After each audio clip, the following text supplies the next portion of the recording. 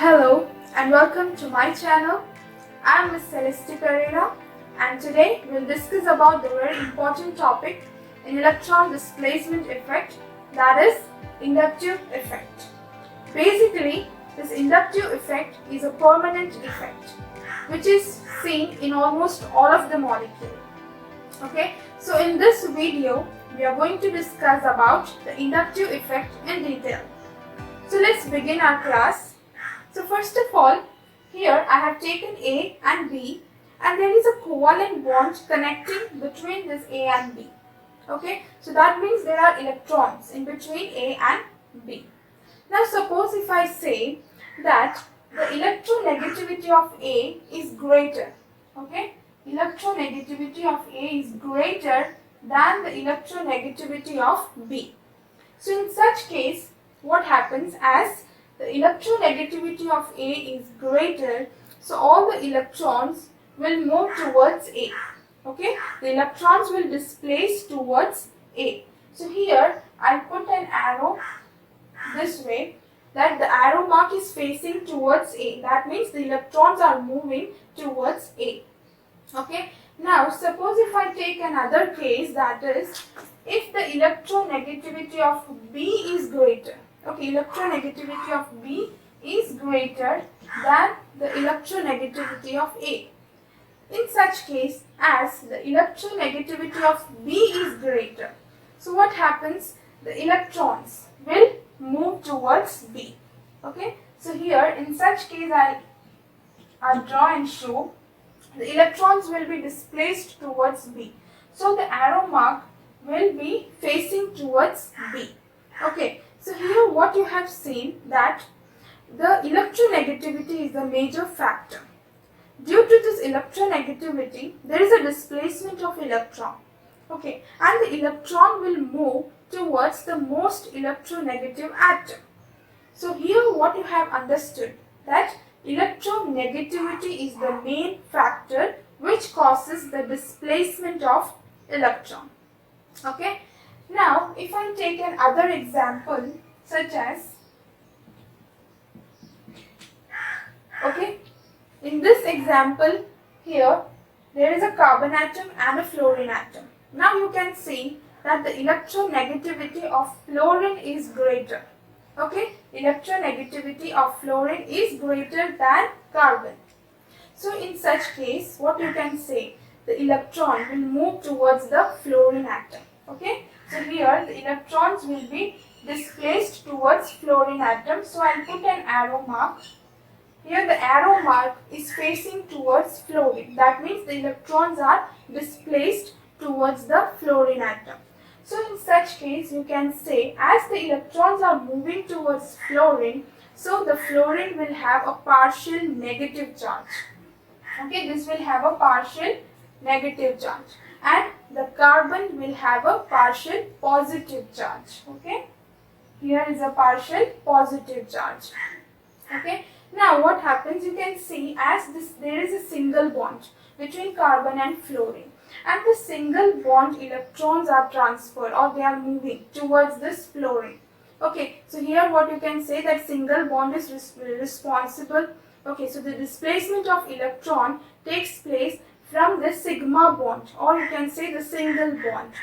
Okay, so here what you have understood, that is, first thing is the electronegativity is the main factor. Alright, electronegativity, because of this electronegativity, the electrons are being displaced towards the most electronegative atom. So you can define this inductive effect as the electrons are displaced more towards the most electronegative atom. So this displacement of electron towards the most electronegative atom, that is called as the inductive effect. We say this effect is a permanent effect, because this effect is usually seen in almost all of the molecule. And here a single bond or a sigma bond is responsible for the displacement of electron. Okay, now here in this example, as this carbon atom is very much nearby to this fluorine atom. Okay, so here the displacement will be much more for this carbon atom. For if I give the numbering, That is, this is carbon 1, this is carbon 2, and here is the carbon 3. So as this first carbon atom is very much nearby, so the electron displacement would take place towards the fluorine atom. And now coming to the second carbon atom, now the second carbon atom is little bit far away from this fluorine atom. Okay, so as this is little bit far away from the fluorine atom, so here the displacement of electron will be little less. Okay, here the displacement will be little less towards the fluorine. So here I can show delta delta plus. Okay, in this manner. Now coming to the third one, third carbon atom is again much more far away from the fluorine atom. There is a distance, the distance is greater. Okay, so here as the distance is greater, again the displacement of electron from this carbon to fluorine will be again much more lesser compared to the first one. Okay, so here in this case I'll put it as delta delta delta plus in this way. So here we can understand that what happens, that is this inductive effect is a distance dependent effect. Okay, as the distance increases, what happens, the inductive effect decreases. Okay, so coming to the third carbon atom, this one is much more far away from the first carbon atom. Okay, so in such case we can say as the distance increases, the inductive effect will decreases. Now if I say there is again a fourth carbon atom or a fifth carbon atom, in such case the inductive effect diminishes.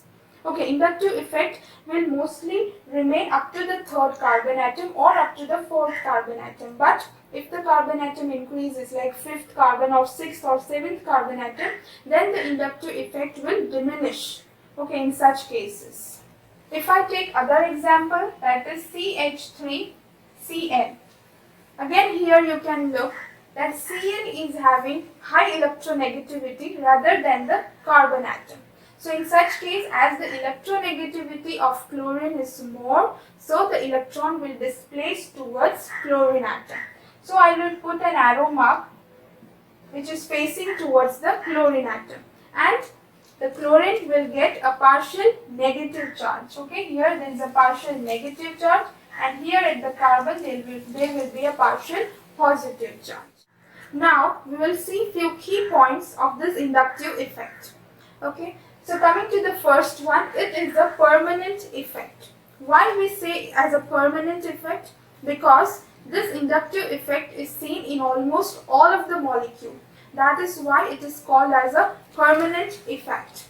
Now second one, there is a displacement of electron from low electronegative atom to high electronegative atom. Okay, so electrons will be displaced more towards the most electronegative atom. Okay, here I have shown A and B and there is a bond in between. Now if I say that B is of higher electronegativity, so what happens? The electron will be displaced towards B. Okay, so here this arrow mark will be facing towards the B. Now as the electronegativity of B is greater, so B will acquire a partial negative charge and A will acquire a partial positive charge.